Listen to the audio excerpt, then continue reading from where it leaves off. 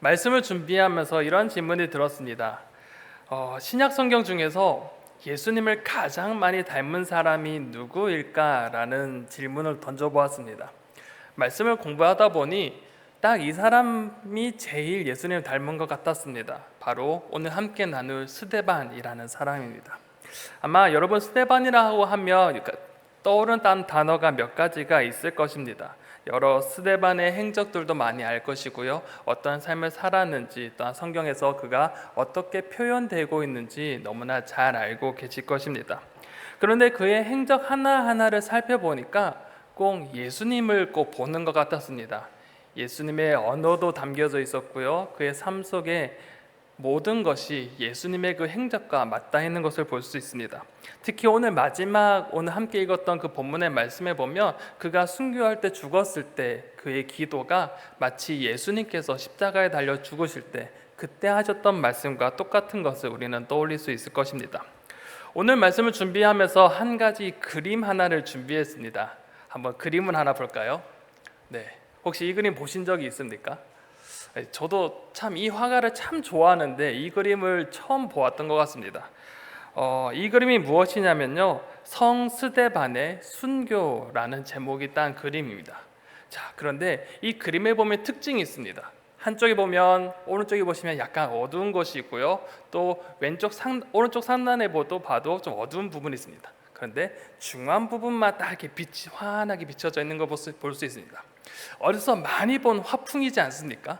어디서 많이 본 그림의 책 같습니다. 이 그림을 그린 사람이 누구일까? 이 출처 때문에 써놓긴 했는데 그 다음에 그림을 보면 이 그림을 그린 사람이 여기에 등장합니다.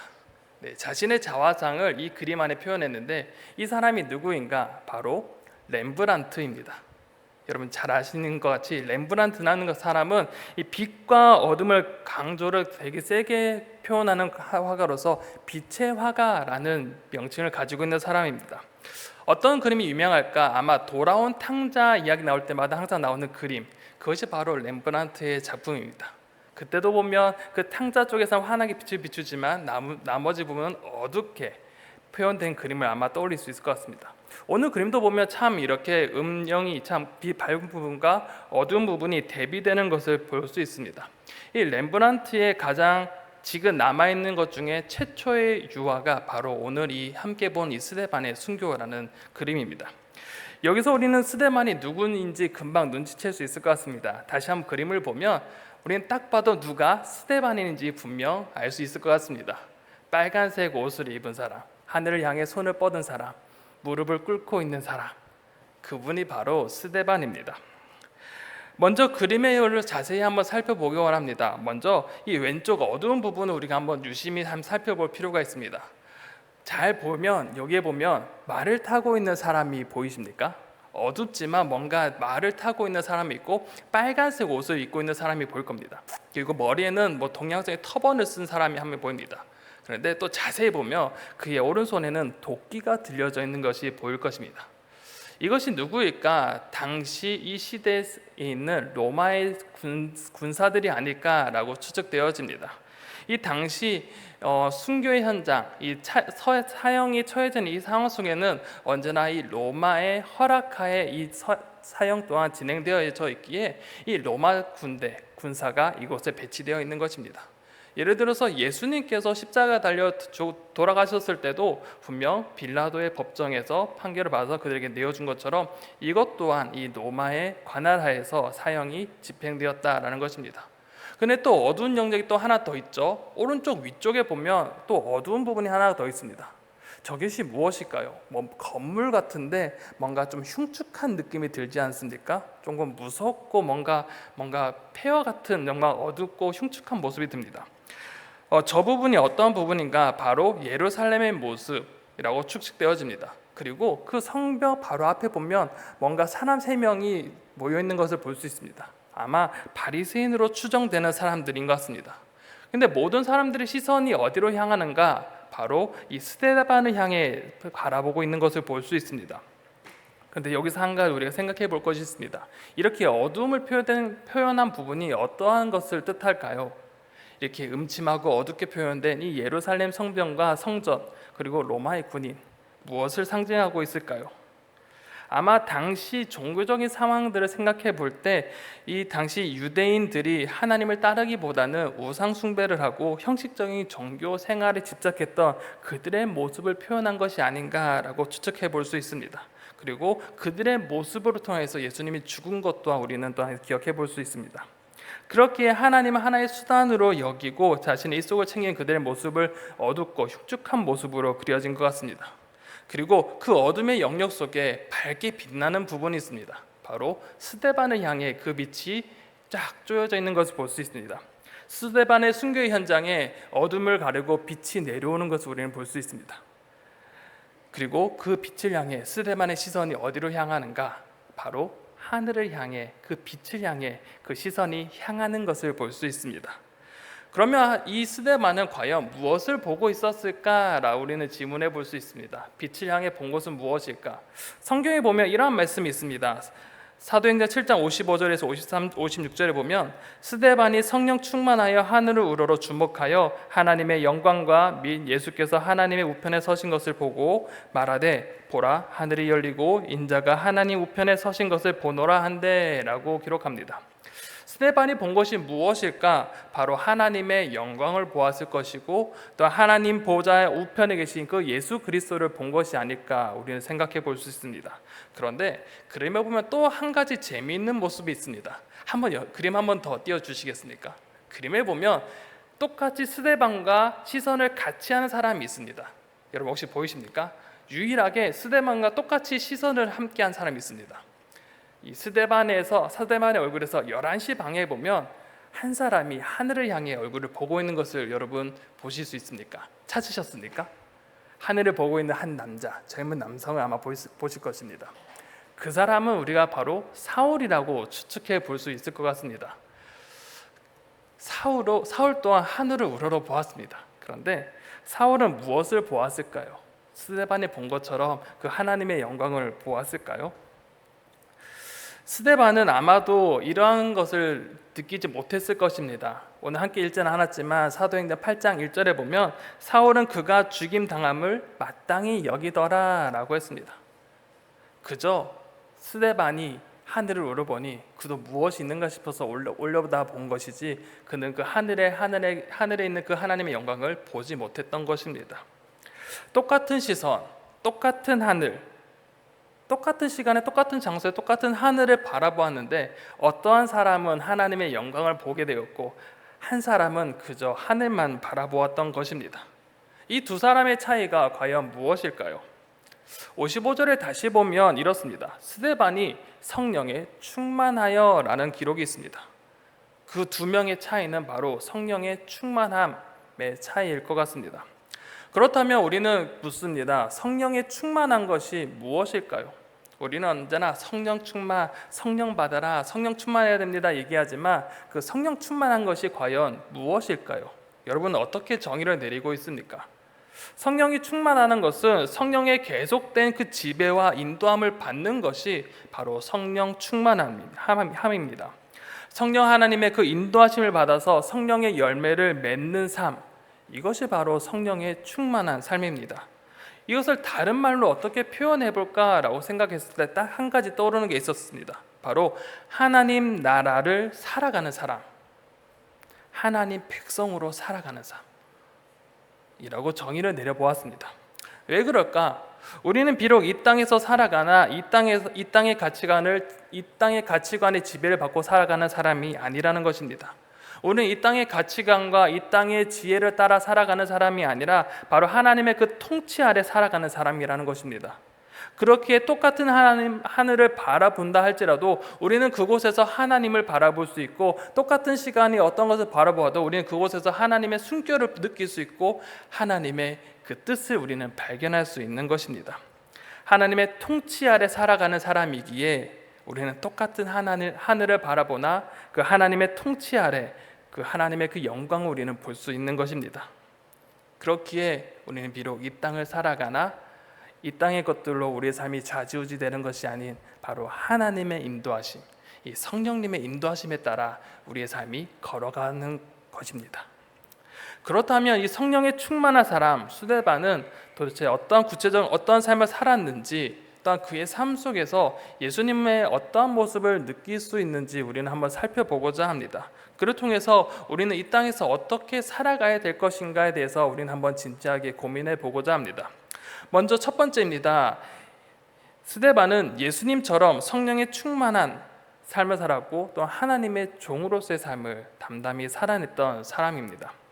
스데반의 첫 등장은 이 사도행전 6장에 기록되어져 있습니다. 교회 내에 이 구제의 문제를 해결하기 위해 사도들은 7명의 일꾼들을 세우는데 그 중에 하나가 바로 스데반이었습니다. 근데 이 일꾼을 뽑는 기준이 있었습니다. 우리가 잘 알듯이 사도행전 6장 3절에 보면 형제들아 너희 가운데 성령과 지혜가 충만하여 칭찬받는 사람을 택해라 라고 기록하고 있습니다. 이 기준이 무엇입니까? 이 일꾼을 세우는 기준은 바로 성령의 지혜와 충만한 사람, 바로 예수 그리스도를 믿음으로써 영적으로 성숙한 사람이자 지혜가 있는 사람을 뽑았던 것입니다. 그런데 이것으로 끝나는 것이 아니라 사람들에게 칭찬받고 인정받는 사람을 택했다라는 것입니다.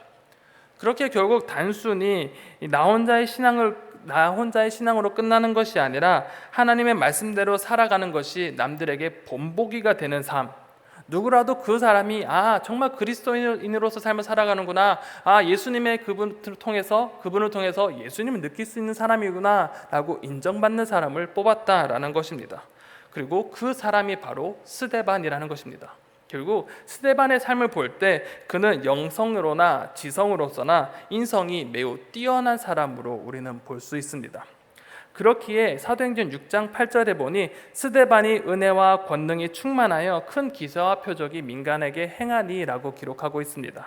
그가 어느 곳으로 가든지 그가 어떤 일을 하든지 성령님의 놀라우신 일이 그를 통해서 이루어졌다라는 것입니다. 그렇다면 여기서 한 가지 우리는 질문해 볼 것이 있습니다. 스데반이 은혜와 권능으로 충만했다는데 그렇다면 은혜가 무엇입니까? 은혜라는 것은 성령님이 주시는 선물이자 하나님께서 그 능력을 공급해 주심으로써 그분의 돌보심과 도우심을 경험하는 것입니다. 그렇다면 권능은 무엇인가? 바로 성령의 임재의 결과로서 어떠한 기능을 감당할 수 있는 그 잠재력을 뜻합니다. 바로 한마디로 능력이라고 말할 수 있습니다. 성령님의 보호하심 아래, 그리고 그분께서 이 스데반에게 능력을 주셔서 스데반을 통해 많은 사람에게 하나님의 능력이 경험될 수 있도록 하나님께서 그를 사용해 주셨다라는 것입니다. 특히 스데반의 여러 사역 중에 한 가지가 바로 구제의 사역을 하였다라는 것을 너무나 잘 알 것입니다. 왜냐하면 그가 애초부터 일꾼이 세워질 때 구제의 문제로 인해서 그 일꾼을 뽑았기 때문에 이 스데반이 감당해야 될 가장 큰 문제는 바로 구제 사역을 하는 것입니다. 구제 사역이 어떻습니까? 어려운 사람들에게 찾아가는 것입니다. 어려운 사람들에게 찾아가서 만나면서 그들의 삶을 나누면서 그의 어려움을 알아가는 것입니다. 그리고 그 고통을 알아감으로써 그들의 필요한 것들을 구체적으로 도와주고 또한 그 삶 속에서 하나님의 그 은혜를 함께 나누는 사역을 했을 것입니다. 그리고 그 사역을 통하여서 하나님의 복음 또한 전했을 것입니다. 마치 그의 사역을 보며 예수님께서 이 땅의 가난한 자와 병자들과 이 땅에 소외된 자들에게 찾아가신 모습을 떠올리게 합니다. 예수님께서는 그들에게 찾아가서 위로하여 주시고 그들을 치료하여 주신 것, 또한 그들에게 복음을 전하셨던 것처럼 스데반 또한 예수님을 따라 열심히 고통받는 자들을 찾아가서 그들을 구제하며 위로하면서 하나님의 복음을 전했다라는 것입니다. 이러한 삶을 살아가니 성령님께서는 그를 통해 역사하시고 그에게 힘을 주셨던 것입니다. 스데반의 사역을 통해 온갖의 그 기사와 표적이 일어나기 시작했던 것입니다. 고통받는 자들이 위로받고 병든 자들이 치료함을 받는 그런 기적들이 일어나기 시작했던 것입니다. 성령의 충만한 그 스데반의 삶을 통해 하나님의 능력이 나타났고 성령의 열매가 가득 맺혔던 것입니다. 그런데 놀라운 사실은 이 스데반의 신앙의 연수가 그리 길지 않다라는 것입니다. 이쯤 되면 이 스데반의 신앙 연조가 매우 길어서 그 믿음과 그 깊이가 매우 깊을 것으로 우리는 생각하는데 전혀 그렇지 않다는 것입니다. 우리는 가끔 오해하는 것이 있습니다. 신앙의 연수가 길면 길수록 믿음의 그 깊이가 깊을 것이라 라는 오해를 하긴 합니다. 그런데 과연 그럴까요? 믿음의 연수가 길다 한들라도 그 믿음의 깊이가 같은 분도 있을 수 있다는 것입니다. 스데반은 어떤 사람이었을까요? 그는 갈릴리 사람이었을까요? 아니었습니다. 그렇다면 예수님의 제자였을까요? 당연히 아닙니다. 그렇다면 예수님을 따라다녔던 무리일까요? 그렇지 않습니다. 스데반은 단지 그 예루살렘의 그 초대교회가 태동하면서 예수님을 영접한 사람입니다. 그렇게 당시 일꾼을 뽑혔을 때는 그렇게 신앙의 연수가 그렇게 길지 않았던 그런 상황이었습니다. 결국 스데반이라는 사람은 우리로 말하는 초신자와 가까운 사람이었던 것입니다. 그런데 그 초신자와 같은 그를 통해서 하나님께서 놀라운 일을 행하셨고 하나님의 능력을 그를 통해 보여주셨다라는 것입니다. 왜 그렇게 됐을까요? 바로 성령의 충만한 삶이라고 표현할 수 있지만 또 다른 말로는 그가 하나님의 종으로서 성실히 살아갔기 때문에 그러한 능력이 펼쳐질 수 있었던 것입니다. 우리는 스데반을 부를 때 가끔 집사라는 칭호를 씁니다. 여러분 그렇지 않습니까? 스데반 집사라고 하는 것이 좀 더 편하지 않습니까? 그런데 왜 스데반을 집사로 불렀을까라고 한번 찾아봤습니다. 그래서 우리는 보통 스데반이 집사라고 하지만 성경에 찾아보면 그 집사라는 단어가 사도행전에 나올까요? 안 나올까요? 신기하게도 딱 한 번 나옵니다. 그게 어디냐? 이 사도행전 21장 8절에 보면 이 빌립을 표현할 때 7 집사 중 하나인 전도자 빌립이라고 명칭되어 있습니다. 그렇기에 어쩌면 우리는 당연히 7 집사 중에 한 사람이고 전도자인 빌립이라고 하니까 스데반 또한 집사라고 우리는 쉽게 생각해 볼 수도 있을 것 같습니다. 그런데 참 저도 몇 번은 배서 잘 이해는 못했는데 이것을 보니까 원어를 해석해 보니까 이 집사라는 단어가 실제적으로는 여기에선 해당되지 않았습니다. 없었던 것입니다. 번역하는 과정에서 이해를 돕기 위해 첨가한 것이지 이 집사에 해당되는 디아코노스라는 이 단어가 이곳에 적혀져 있지 않았다라는 것입니다. 그렇다면 이 디아콘, 이 집사라는 표현이 무엇이 있을까? 사도행전에 보면 7 집사를 뽑을 때 이 구제라는 단어로 번역된 부분들이 있습니다. 그 부분이 디아코노스라고 하는데 이때 이것이 나중에 발전되어서 디모데전서 3장 8절에 집사, 이 디아콘으로 해석되었던 것 같습니다. 결국 이때는 이 집사라는 칭호가 실제로 없었지만 후대로 가면서 집사라는 단어가 나왔던 것입니다. 그렇다면 여기서 우리는 한 가지 생각해 볼 것이 있습니다. 이 일꾼이었던 이 스데반이 구체적으로 했던 일이 무엇이었는가? 그리고 이 집사라고 우리가 생각했던 이 디아코노스가 어떤 의미를 가지고 있을까라고 우리는 정확하게 한번 생각해 볼 필요가 있습니다. 이 디아코노스의 정확한 의미는 일꾼이라는 뜻이 있습니다. 섬기는 사람이라는 뜻이 있습니다. 또한 하인, 종이라는 뜻을 가지고 있습니다. 이 디아코노스는 바로 이런 뜻을 가지고 있습니다. 섬기고 일꾼이고 하인에 대한 그런 섬김의 그 일들을 할 때 디아코노스라는 단어를 씁니다. 그런데 단순히 이것이 구제 사역을 뜻하는 것이 아니라는 것입니다. 성경에서 디아코노스는 단순히 구제 사역이 아니라 일꾼으로서 섬기며 하인으로서 역할을 한다는 것인데 이것은 일반적인 봉사와는 전혀 다른 것입니다. 우리가 일반적으로 생각할 때 봉사라고 했을 때는 이 봉사자가 봉사의 주체가 되어지고 봉사를 선택할 수 있는 대상으로 여길 수 있습니다. 즉 내가 봉사자고 내가 봉사를 할 때 내가 하고 싶은 것을 선택해서 할 수 있다는 것입니다. 그렇지 않습니까? 예를 들어서 제가 예전에 중학교 때 봉사활동하러 갔을 때 여러 기관의 봉사활동을 할 수 있었습니다. 소방서도 갈 수 있었고요, 유치원도 갈 수 있었고요, 여러 기관이 있었는데 친구들이 이렇게 속삭이는 것입니다. 야, 어디가 제일 쉬워? 어느 봉사가 제일 쉬워? 이렇게 했을 때 유치원이 가장 쉽다고 하는 것이었습니다. 그래서 유치원에 지원해서 봉사했던 기억이 납니다. 그것처럼 이 봉사라는 것은 이 봉사자가 봉사를 선택할 수 있습니다. 그런데 여기서 나오는 성경에 나오는 이 봉사라는 것은 이런 개념과 전혀 다른 개념입니다. 바로 이 종으로서 하인으로서 어떤 것을 섬긴다라는 표현이 더 강한 것입니다. 종이 섬긴다라는 것은 이 종에게 선택권이 있을까요? 없을까요? 종에게 선택권이 없습니다. 주인이 하라는 것에 복종하는 것이 종의 의무이자 역할입니다.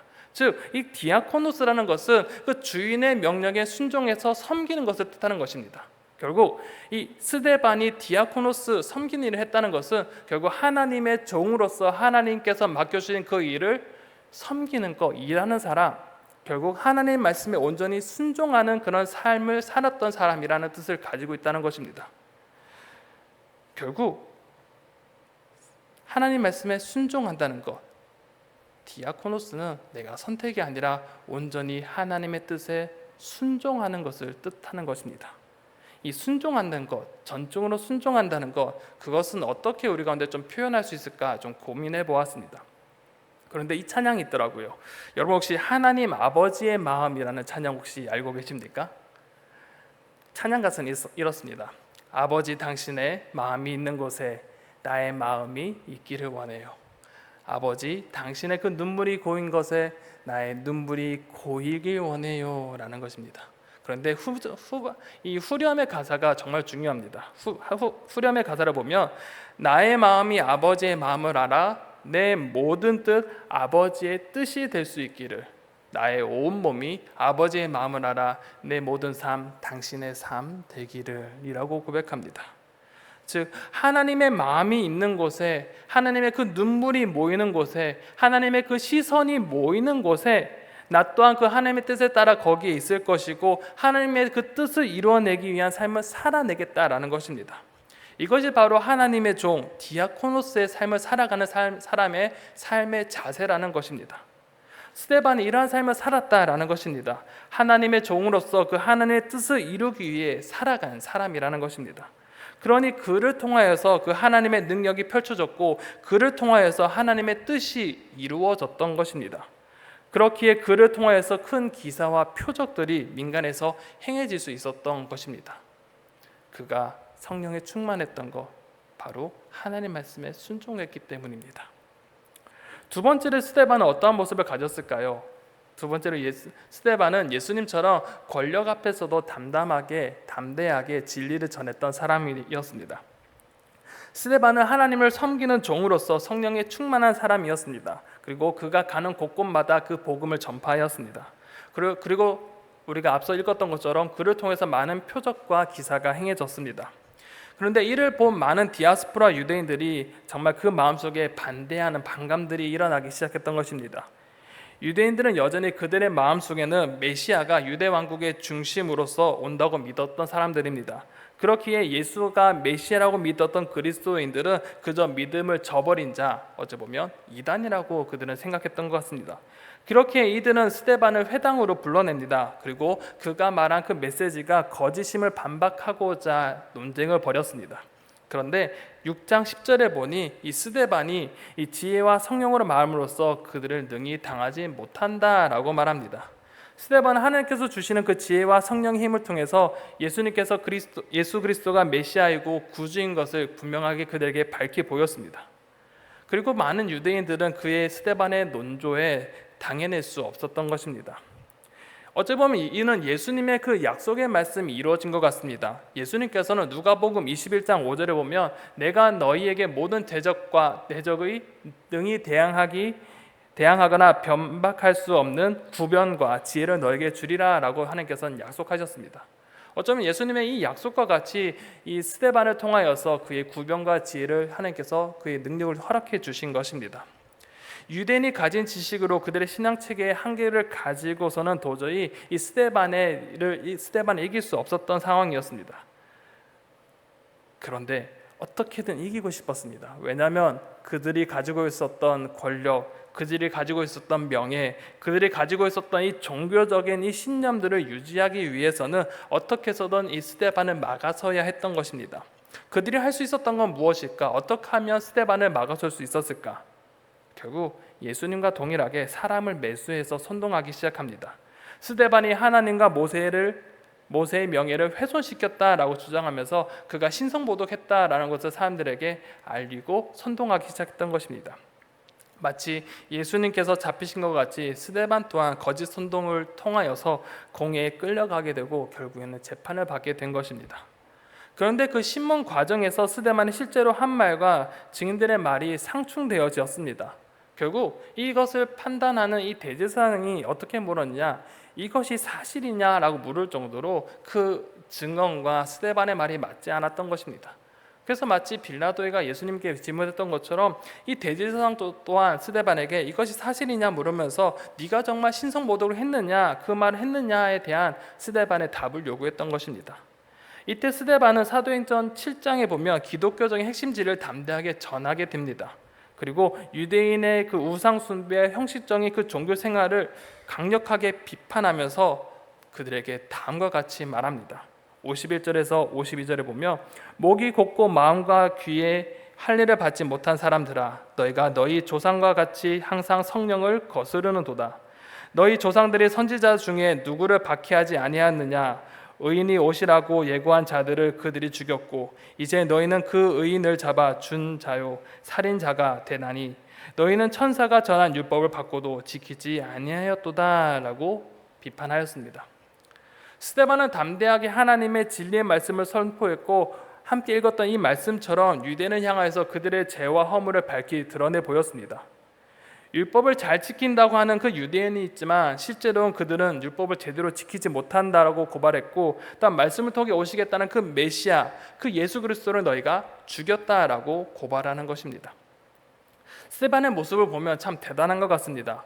공회 재판, 특히 신성모독이라는 이 죄명으로 재판에 끌려갔기에 혹여나 신성모독이라는 그 판결이 된다면 죽음을 면치 못하는 그 상황 속에 놓여져 있던 상황이었습니다. 즉 스데반은 생과 사의 그 갈림길에 놓여져 있었던 것입니다. 그가 어떻게 말하느냐에 따라 생과 사가 결정되는 것입니다. 그런데 이 스데반은 분명 하나님의 진리의 말씀을 이야기했을 때 분명 죽음이라는 것을 분명 그는 알고 있었습니다.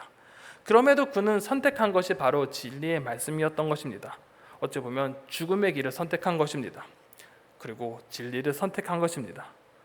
그런데 그 선택한 사람의 그 모습이 예사롭지 않습니다. 6장 15절에 보면 그의 모습을 보면서 이렇게 표현하는데 공회 중에 앉은 사람이 다 스데반을 주목하여 보니 그 얼굴이 천사의 얼굴 같더라 라고 합니다. 생과 사를 넘나드는 그 갈림길에 서 있는 그 사람의 얼굴이 천사의 얼굴 같다라고 묘사하고 있습니다. 이것은 신약에서 정말 유일한 표현인데 이것이 어떠한 뜻일까요? 바로 하나님께서 그와 함께 하신다라는 것입니다. 마치 모세가 그 하나님의 임재에 있다가 시내산에 내려왔을 때 그의 얼굴이 해와 같이 빛난 모습, 그리고 예수님께서 변화산에서 용모가 변화하여서 그의 옷이 휘어졌고 광채가 났던 것처럼 하나님과 함께한 그의 얼굴에는 인간의 수심이 전혀 없었고 오히려 그 하나님의 그 임재와 평화가 그에게 임했던 것입니다. 스데반은 성령이 충만한 삶을 살았고 또 하나님의 종으로서 언제나 그 하나님의 뜻에 순종하며 살아왔습니다. 또한 하나님께서는 그와 함께 하셨고 그의 삶을 이끄셨음을 우리는 볼 수 있습니다. 이를 통해 스데반은 이런 어려운 상황 속에서도 자신의 안위를 선택하기보다는 하나님의 뜻, 하나님의 의를 선택할 수 있었던 것입니다. 위기의 순간에도 담대하게 그 하나님의 복음, 진리를 말할 수 있었던 사람, 그 사람이 바로 스데반이었던 것입니다. 이후 세 번째로 스데반이 어떠한 모습을 보였는가? 바로 예수님과 같이 원수를 용서하는 사람의 모습을 우리는 보게 됩니다. 스데반이 이렇게 권력의 우겨쌈을 당하여도 담대하게 진리를 선포하였습니다.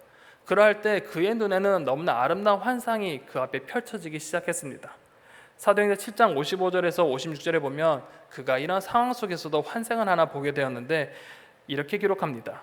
스데반이 성령에 충만하여 하늘 우러러 주목하여 하나님의 영광과 및 예수님께서 하나님 우편에 서신 것을 보고 말하되 보라 하늘이 열리고 인자가 하나님 우편에 서신 것을 보노라 라고 기록합니다. 그의 눈에 펼쳐졌던 것은 바로 하나님의 영광이자 예수 그리스도께서 그 하나님 보좌 우편에 서서 계신 것을 보게 되었던 것입니다. 이것이 무엇을 뜻하는 것일까? 바로 하나님께서 그의 증언들을 입증해 주신 것과 같은 환상과도 같습니다. 이러한 놀라운 환상을 보면서 그의 입에서 그 환상이 드러나게 되었을 때 군중들은 엄청난 반응을 보이기 시작했습니다.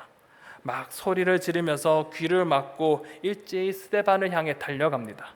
그리고 그를 성 밖으로 끌어냅니다.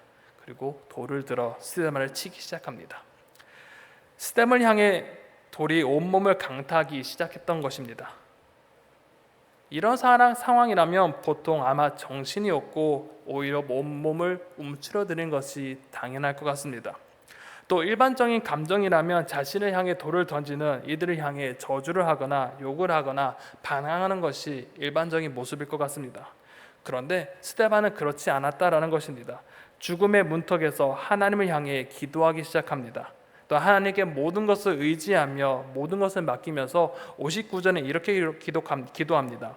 주 예수여 내 영혼을 받으시옵소서 기도합니다. 그리고 60절에 보면 무릎을 꿇고 크게 불러 이르되 주여 이 죄를 그들에게 돌리지 마옵소서라고 기도하는 것입니다. 자신을 죽이는 자를 향하여서 주님 그들을 용서해 주십시오라고 기도하는 것입니다. 스데반은 죽는 그 순간까지 주님께서 걸어가신 그 길을 함께 걸어갔습니다. 생과 사의 그 갈림길에서 담대하게 진리의 말씀을 선포했고 죽음의 순간까지도 하나님께서 원수를 사랑하듯이 모든 것을 하나님께 맡기며 그들을 사랑하며 용서를 구했습니다. 스데반이 이렇게까지 할 수 있었던 이유가 무엇일까? 그 힌트는 바로 그가 보았던 환상 속에 있을 것 같습니다. 바로 그의 삶 속에 하나님을 바라보았기 때문에 이것이 가능했던 것입니다. 죽음의 순간 그 현실을 바라보는 것이 아니라 바로 하나님의 나라를 바라본 것입니다. 그곳에 왕으로 계신 그 예수님을 바라보았기에 예수님께서 걸어가신 그 길을 뒤따라 걸을 수 있었던 것입니다. 예수님과 같이 용서함으로써 사랑하고 또 모든 것을 하나님께 맡길 수 있었던 것입니다. 그렇다면 결론적으로 우리는 스데반을 통해 무엇을 배울 수 있을까요? 본문을 통해 우리는 이 세 가지의 스데반의 모습을 보았습니다. 성령에 충만하며 하나님의 종이었던 이 스데반의 모습과 권력 앞에서도 담대하게 그 진리의 말씀을 선포했던 모습, 또한 모든 것을 하나님께 맡기면서 원수까지도 사랑했던 그 스데반의 모습을 살펴보았습니다. 사실 각각의 모습 속에서 우리는 각각의 적용할 점이 참 많이 있습니다. 그리고 각자의 삶 속에서 여러분 각자 가운데 주어진 하나님의 말씀 또한 있을 것입니다. 난 좀 더 생각나는 말씀이 또한 있을 것입니다. 각자의 삶 가운데 분명 이 스데반의 모습을 통하여서 하나님의 종으로서 우리에게 주어진 그 사명을 잘 감당할 것이라는 결단도 있을 것이고 성령의 충만하로 살아가겠다 결단한 사람들도 있을 것이며 또한 어려운 현실 속에서도 말씀을 전하며 말씀을 지켜나가야겠다라고 생각하신 분도 있을 것입니다. 또한 마지막으로 원수를 생각하면서 왼수 같은 사람 나 한 번 더 용서해야겠다라는 마음을 가진 그런 분들도 있을 것 같습니다. 각자 가운데 주신 그 하나님 말씀을 잘 간직하며 실천해 나가셨으면 좋겠습니다. 그렇지만 우리는 다시 한 번 더 함께 생각해 볼 문제가 있습니다. 그 질문은 바로 우리는 무엇을 바라보며 살아가는가입니다. 우리는 과연 무엇을 바라보고 우리의 시선을 어디에 두고 살아가는 것일까? 우리는 함께 질문해 봐야 될 것 같습니다. 서두에 함께 나눴던 이 렘브란트의 성 스데반의 순교의 그 그림을 다시 한번 생각해 보시기 바랍니다. 그림에 보면 많은 사람들의 시선이 여러 갈래로 나뉘어지는 것을 볼 수 있습니다. 스데반의 순교의 현장에서 많은 사람의 시선이 향하는 것은 어디입니까? 대부분의 사람들의 시선은 스데반으로 향하고 있는 것을 여러분 볼 수 있을 것입니다. 그리고 몇몇은 스데반을 외면하는 사람 또한 우리는 볼 수 있습니다. 그들은 과연 무슨 생각을 하고 살아갔을까요? 이 순간 이 장면을 보고 그들은 무엇을 생각했을까요? 단지 스데반이 죽어도 마땅하다는 생각을 했을까요? 아니면 그저 스데반을 보며 나는 저런 인생을 살아가지 말아야지 라고 생각하는 사람이 있었을까요? 아니면 저 스데반을 향해서 그의 잘못된 믿음으로 죽음을 자초한 사람이라고 평가하며 자신의 삶을 돌아보고 있을까요? 더군다나 그들의 시선을 생각해 보면 그들의 시선은 항상 현실과 현상에 있었습니다. 하나님의 역사, 성령의 역사를 그들은 바라보지 못했던 것입니다. 그러나 스데반의 시선은 어디에 있습니까? 스데반의 시선은 하늘에 있었습니다. 그의 눈은 하나님을 바라보았고 하나님의 나라를 바라보았습니다. 그는 하나님의 나라의 백성이자 하나님의 그 종으로서 이 땅에서 그 하나님 나라 확장을 위한 사명을 감당했던 사람입니다.